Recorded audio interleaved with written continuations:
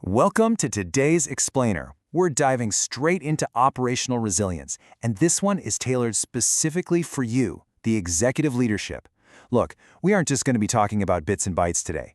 We are talking about critical risk reduction, protecting your bottom line, and securing the very foundation of your operations.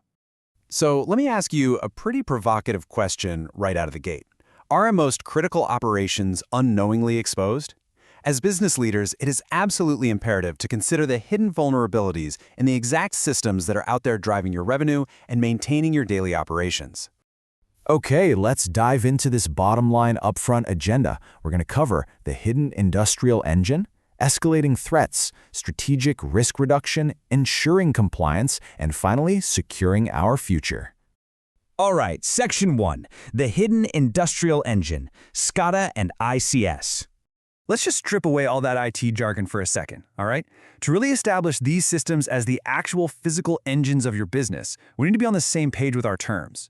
SCADA stands for Supervisory Control and Data Acquisition. Essentially, these systems gather real-time data from remote locations to control equipment and conditions. Now, ICS, or Industrial Control Systems, that's the broader umbrella containing your distributed control systems, programmable logic controllers, and basically all the automation driving your production. Together, by using sensors, communication networks, and human-machine interfaces, they analyze and respond to data in real time. Think of these systems as the central nervous system for critical infrastructure. In the energy sector, they're managing massive power grids. In water treatment, they are constantly monitoring water quality. Manufacturing relies heavily on them to automate production lines and cut down on human error, while transportation uses them for things like traffic management and railway signaling. They are out there ensuring efficiency, safety, and reliability across these huge, vital sectors. Moving on to Section 2, escalating threats to operations. We really have to shift gears to a more serious, urgent tone here, because the threat environment specifically targeting these industrial environments is growing incredibly fast. Notice the stark contrast here. You've got mundane-sounding vulnerabilities on one hand, things like outdated software, misconfigured systems, or unsecured remote access. But those lead directly to catastrophic outcomes on the other. Cyber threats today, they aren't just generic viruses anymore. We're talking about highly targeted ransomware, phishing, and advanced persistent threats specifically engineered to disrupt industrial operations. A breach here literally means compromised physical safety, plus massive financial and reputational damage. And history brilliantly illustrates the cost of inaction here. Take a look at 2010. The Stuxnet worm specifically targeted and caused massive physical disruption to Iran's nuclear facilities. Fast forward to 2015, and you have highly sophisticated malware leading to massive power outages across the Ukraine power grid.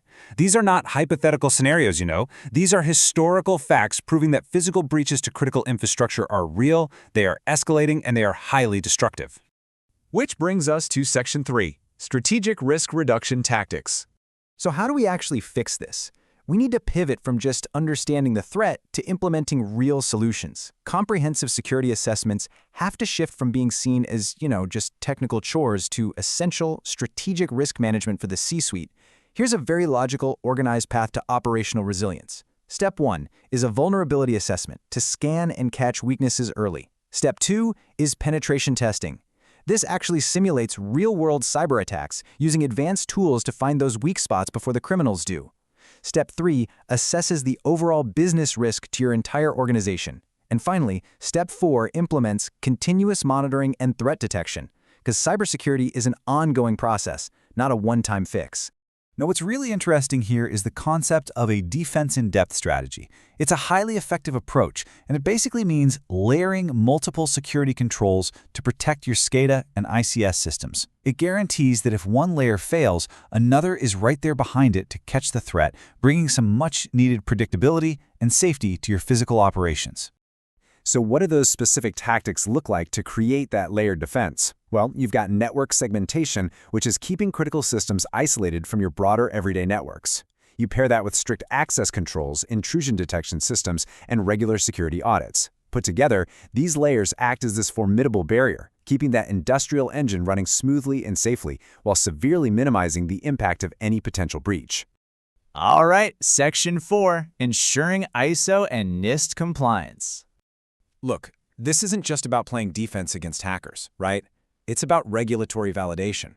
Conducting expert security audits provides the ultimate sleep-at-night factor for executive leadership. It ensures you're compliant with a constantly evolving regulatory landscape, helps you completely dodge those hefty financial penalties, strengthens your overall security measures, and crucially, it protects stakeholder trust and your bottom line. So the crucial point here is that aligning with these specific frameworks, and we're talking about heavy hitters like ISO 27001, NIST, and GDPR, isn't just a good practice anymore. It's a required mandate for operational resilience. As new regulations keep rolling out to ensure the security of critical infrastructure, compliance has basically become a core pillar of corporate governance. And finally, Section 5, Securing Our Future. So how do you, as executive leaders, actually future-proof these massive operations? Well, the future of SCADA and ICS security relies heavily on advanced technology, like artificial intelligence. Notice the huge shift here? Traditional security relies entirely on manual intervention and almost always suffers from delayed threat spotting. But by integrating AI and machine learning, your security systems can suddenly analyze massive, unimaginable amounts of data to instantly identify suspicious patterns. This enables an automated, real-time response, which drastically reduces your reliance on manual intervention. But to actually execute that level of sophistication, organizations absolutely require expert cyber guardians. Sources point to firms like Lumiverse Solutions, which highlight the deep need for certified professionals who actually understand SCADA and ICS from the ground up. Through highly customized vulnerability assessments and continuous monitoring services, these experts offer a proven track record of locking down critical infrastructure and ensuring your operations remain completely robust against whatever evolving threats come next. I want to leave you with this one vital thought to chew on. Can we really afford to leave our operational resilience to chance?